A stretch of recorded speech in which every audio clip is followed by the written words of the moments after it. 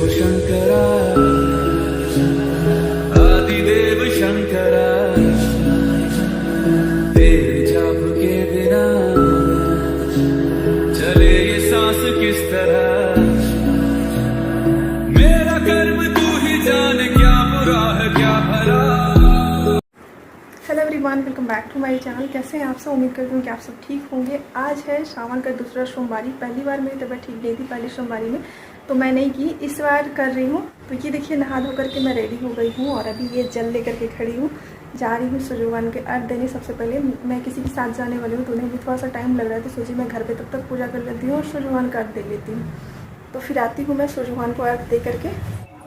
और अब मैं अच्छे से रेडी होकर के सारा पूजा का सामान डोलची में रख करके आ गई हूँ। और जो मेरे साथ जाने वाली थी गुड़िया, वो भी आ गई है और वो अभी फूल तोड़ी, तो मैं यहाँ पे सोची कि थोड़ा सा शूट कर लूँ। तो मेरा पूजा पाठ घर पे जो भी था सब अच्छे से कर ली, सारा सामान रेडी कर दी। मैं भी खुद अच्छे से रेडी होकर, मेरा फूल लोग आपको मंदिर में जाने पर दिखेगा, यहाँ पे खुद से शूट करी तो इतना ही दिखेगा। और ये है जो फूल तोड़ रही है खुद के लिए, मैं पहले से तोड़ ली थी।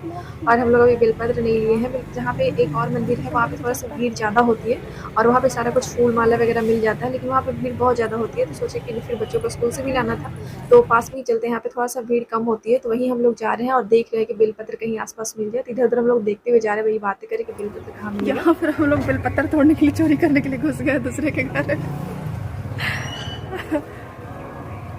चलिए, मिल गया फाइनली बेलपत्र। हाँ, वो हमारी अम्मा से हलाए हैं थी, सुत्ता मम्मियों कह रही थी, कुछ कुछ लेके आए हैं। सुत्ता लाए हैं और एक से एक बादाम लाए हैं।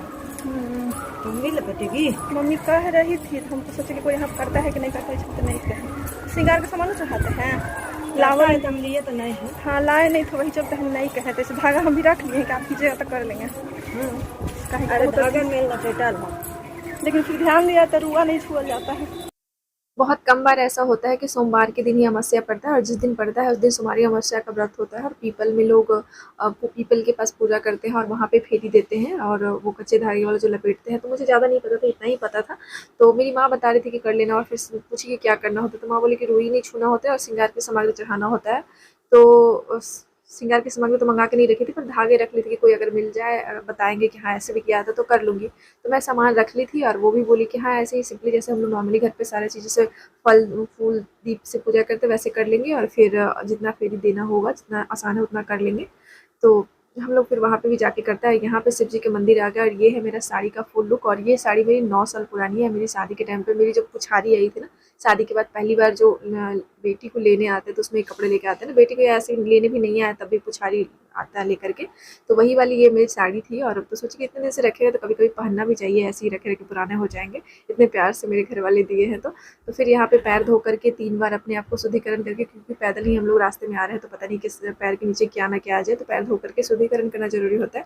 उसके बाद यहाँ मंदिर आ गए, आते ही 3 बार घंटी बजाई, और सोची थी कि पूरा मैं आपको दिखाऊंगी कि सांवर की सोमवारी में किस तरह से पूजा करते हैं। तो बहुत सारी चीज़ तो दिखा दी कि घर पे अच्छे से सारे सुहाग की निशानी के साथ रेडी हो जाना है। चूड़ी, हरी चूड़ी, सिंदूर, और हाँ हो सके तो वो सिंदूरा वाला सिंदूर लगाना है। तो अच्छे से सारे सुहाग के निशानी के साथ में आ जाना है रेडी होकर के। और फिर आने के बाद, मंदिर आने के बाद पैरों को धोना है, शुद्धिकरण करना है। उसके बाद फिर यहाँ पे शिव जी के पास जो भी पत्ते होते हैं थोड़ा सा जितना हो सके आप साफ़ कर लिए। उसके बाद फिर वहाँ पे पूजा करना है, जल ढारना है।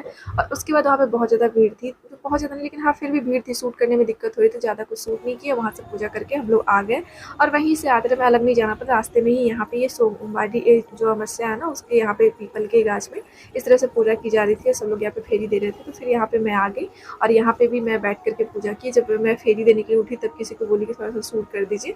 तो पहले मैं यहाँ पे पूजा की, वो शूट नहीं कर पाई। नॉर्मली जैसे पूजा का सामान सब कुछ लेकर के पूजा करते वैसे पूजा की। और फिर उसके बाद ये यहाँ पे सबसे पहले वो जिस पूजा करने से पहले, फेरी देने से पहले सब लोग वो नाक से लेकर के ऊपर तक सिंदूर लगा रहे थे, जोड़ुआ मांग जिसे बुलाते हैं हमारे यहाँ। तो हमारे यहाँ बिहार में ज़्यादातर ये चीज़ होता है कि जब भी कुछ सुहाग का पर्व हो, कुछ सुहागनों वाला पर्व हो ना, तो ये ऊपर से नाक से लेकर के ऊपर तक सिंदूर जरूर किया जाता है। ये बहुत कम जगहों पर दिखाया जाता है, पर हमारे यहाँ आम बात है।